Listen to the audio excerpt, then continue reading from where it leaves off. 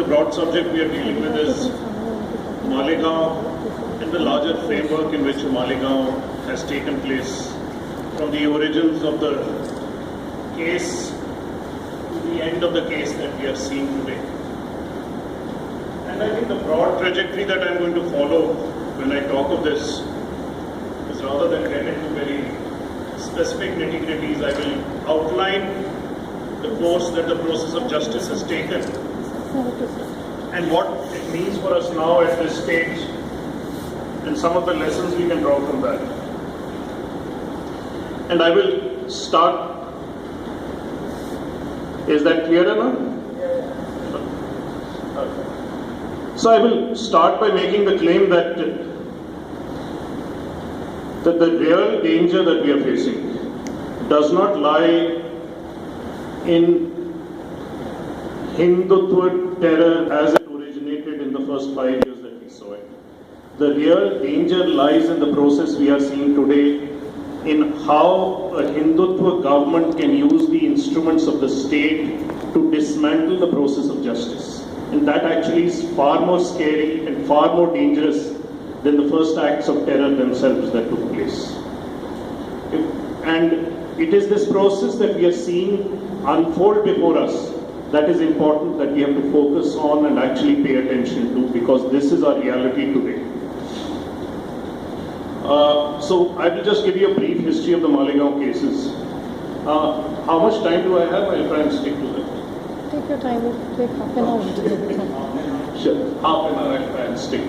Half an hour. So just to trace back some of the history of Malegaon that some of you may be aware of, there was a blast in Malegaon, or a series of blasts in Malegaon in 2006.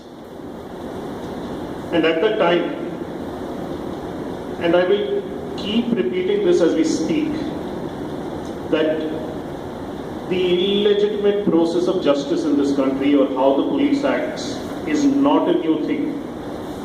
Much of the process that is happening of young Muslim men rounded up, arrested and charged with such cases was happening when Congress regimes were in power in various parts of the country and in the center. This is not specific to the BJP government. It hasn't started today. This is an old process in this country.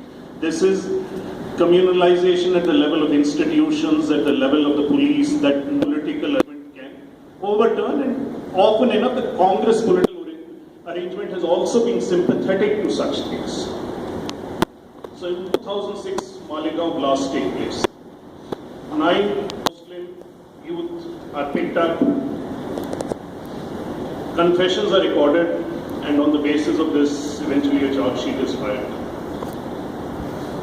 There are blasts. There is a Mecca Masjid blast in 2007. In Hyderabad, there is an Ajmer Sharif blast. There is the Samjhauta blast.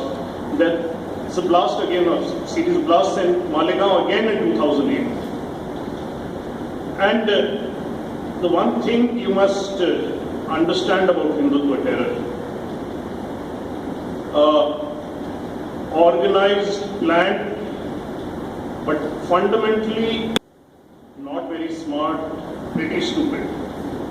How does the Malegaon blast in 2000 get traced to Hindutva terror? The LML Freedom bike on which the explosives are planted is in Sadhvi Pragya Thakur's name. And let's remember this fact today when she's dropped from the charge sheet. That bike is in her name, and according to the, and you must be aware, just a few days ago she's been dropped from the NIA charge sheet. The NIA charge sheet makes the argument that the person, Ramchandra Kalasangra, who is again connected to Sadhvi Pragya Thakur, who is again a member of the Sangh, is part of this organized network, had taken the bike from her a good while before the blast, so she may not have had knowledge of the use of her bike in the blast. Call records, every sort of evidence defies that. So when you hear trolls, when you hear the people who are sympathetic to the BJP make the arguments that the court has let her off, There is no question of the court letting her off. The evidence has been diluted, destroyed, and not presented before the court. The court is in no position to pass an assessment of that evidence that is before. This is a let-off by the government through the government machine. So in 2008, when you find a motorcycle that belongs to somebody from an organization, somebody who's been with the ABPP, are not so smart investigative agencies are also forced to start looking at the possibility that the right-wing terror exists in this country. Hindutva terror is a reality. We should start looking at it. That is when we start getting some insight into the network that is existing.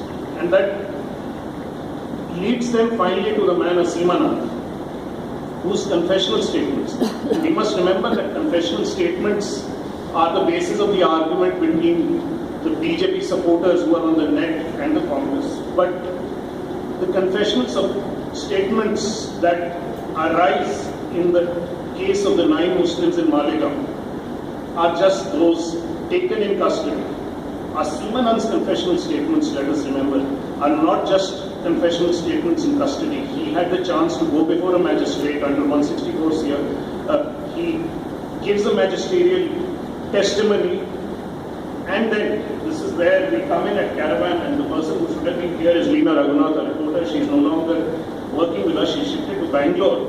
For 2 years, from 2011 to 2013, she met Aseem Anand in jail. He knew that she was a reporter. He knew that the interviews were being recorded. Aseem Anand traced out the entire history of the Hindutva right-wing terror network in these interviews. And what he said was that when he was in the dance in 2005, Gujarat tribal area, Aseem Anand was one of the main figures responsible for the Hindutvaization of the dance of the tribals. This is a process that moved from the dance into Jhabua. It was first started in Jharkhand. And in 2005, 2 men came to meet him in the dance. Those two were the current RSS chief Mohan Bhagwat, and with him Indiresh Kumar, one of the most prominent members of the RSS today. And what I'm saying is on record, printed in Caravan, the RSS threatened that they will sue us for this. It's been 2 years, they haven't gone to court. What Aseem Anand said was, when this discussion took place on the Hindutva terror network, Mohan Bhagwat's words were, "You can work on this." Indiresh then said, "You can work on this with Sunil." Sunil being Sunil Joshi, very close to Sadhvi Pragya Thakur, an RSS man who was key to organizing this network. And then Indiresh went on to say, "We will not be involved," which means the RSS will not officially be involved, but we will be with you. So the nod was given to Aseem Anand that you set up your organization, you will get tacit support, you will get manpower, you will get various things. And Aseem Anand went ahead into this with the full knowledge that he had the backing of the entire Hindutva right wing in this whole process. These blasts are not the isolated work of few madmen sitting somewhere. This has the organized force of the entire right wing in this country behind it. This was what this conspiracy was. This was how these blasts were executed. These confessions of Aseem Anand in 2010 and 2011 became the basis for fresh charge sheets. The 2006 Malegaon case, then a new fresh charge sheet was filed by the National Investigation Agency, the newly formed NIA, in which it was rightly referred to as a case of Hindutva terror, and the case against the 9 Muslim youth who were originally picked up unraveled to the point that finally just a few days ago they were all acquitted. Same names were mentioned in the 2008 Malegaon charge sheet. There are similar charge sheets in the Samjhauta blast, in the Mecca Masjid blast and the aggression blast. And this was the investigation going on from 11, 12, 13 with the NIA. Let us now come to what happens when the Modi government comes to power in 2014 May. Our story that came out in 1st February 2014. Aseemanand later, he gave those confessional statements to the police. He gave a magisterial statement. He later retracted and claimed all this was given under duress or torture or confessions. In that context, one would assume that when a story like this gets published, and the RSS threatened to sue us, first they said, this is fake. When they said it was fake, we put up the tapes on the website. They're still so you can hear Aseemanand speaking. And it is clear that he's speaking out of his own free will. He's confessing to this. There is no duress. He knows he's talking to a reporter. All this is very, very clear in the process. You would assume that the NIA might be just interested in finding out what has been said on tape, on record, and they just want to pick up a copy of the tape. They called once, they spoke to the interviewer once. Those tapes have still not been collected by the NIAs.